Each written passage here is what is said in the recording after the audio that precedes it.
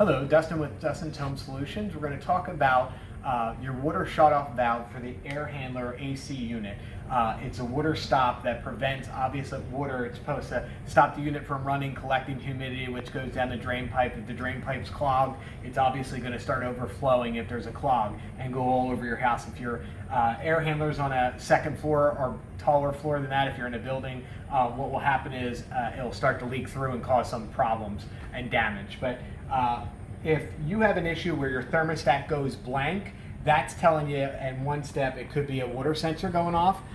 The water sensor, some of them look like this where they have a red light. The red light will go off when the water is backing up, and obviously that means that you have a problem.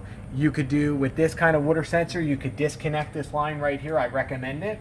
You take your fingers underneath and you undo the line. It's not easy as I'm doing right now. Some of them are harder and they'll take a little creative. You don't need tools really unless it's really in there, but be gentle.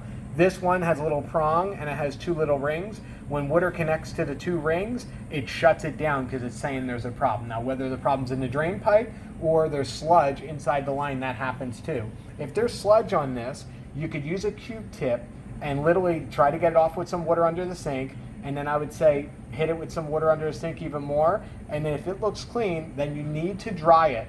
It ain't be good enough to just shake it and get the water off. You're going to need to get a hair dryer and literally hit it with the hair dryer, a regular hair dryer. You don't have to push it right on it. You're really taking the air to take off any moisture.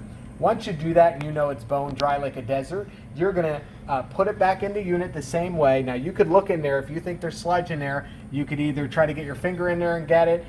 You could get a turkey baster and squeeze some stuff in there. But if it looks clear in there, you're going to start putting this back on here real nice. Sometimes it's a struggle because it's tight to that foam. But this one, if you see how I'm holding the thing, it looks pretty easy. You're going to tighten this in there. Once it's tightened in there, you're going to connect this back. It takes somewhere around 5 to 10 minutes. The red light will go off, and what will happen is the thermostat will come back on and the unit will kick right back on again. Once you do that, you know you're good. Stay around for a couple more minutes just to make sure everything's good. And if the red light don't come on and the unit don't shut off, you're good to go. Sometimes you walk away and the red light comes back on again. It's like a false sensor, and it will shut down the unit again. Just run through the steps again. Maybe the sensor isn't dry enough. Hit it with the hairdryer a little bit longer. Just don't burn it. Don't put on the highest setting and try to burn the sensor. You just want to get it dry. That's the key. Thank you very much. I hope that helped. Thank you for watching. If you like the video, hit the like, subscribe, and notification bell for future videos.